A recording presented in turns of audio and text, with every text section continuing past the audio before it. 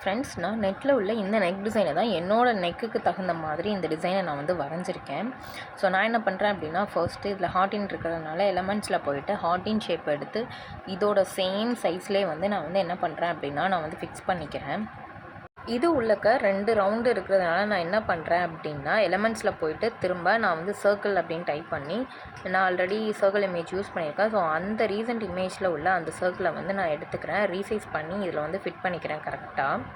அதுக்கப்புறமா இதை அப்படியே நான் வந்து பக்கத்தில் வச்சு காப்பி பேஸ்ட் பண்ணி வந்து நான் இந்த நெக் டிசைனை வந்து நான் ஃபில் பண்ணிக்கிறேன். அண்ட் ஒன் சைடு முடித்ததுக்கப்புறமா இன்னொரு சைடுக்கு நான் இதை அப்படியே வந்து செலக்ட் பண்ணி குரூப் பண்ணிவிட்டு டவுன்லோட் செலெக்ஷன் கொடுத்து நான் அப்படியே லெஃப்ட் சைடும் நான் வந்து காப்பி பண்ணிக்கிட்டேன்.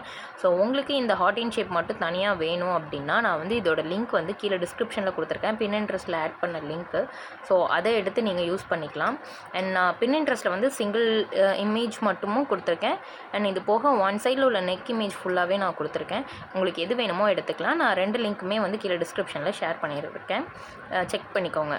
ஸோ பாருங்கள், அழகாக நீட்டான ஒரு நெக் டிசைன் வந்து இப்போ வந்து ரெடி ஆயிடுச்சு. உங்களுக்கு இந்த வீடியோ பிடிச்சிருந்தது அப்படின்னா லைக் பண்ணுங்கள். இன்னும் ஃப்ரீ டுட்டோரியல்ஸ்க்கு மறக்காமல் நம்மளோட சேனலை சப்ஸ்கிரைப் பண்ணிக்கோங்க. தேங்க்யூ.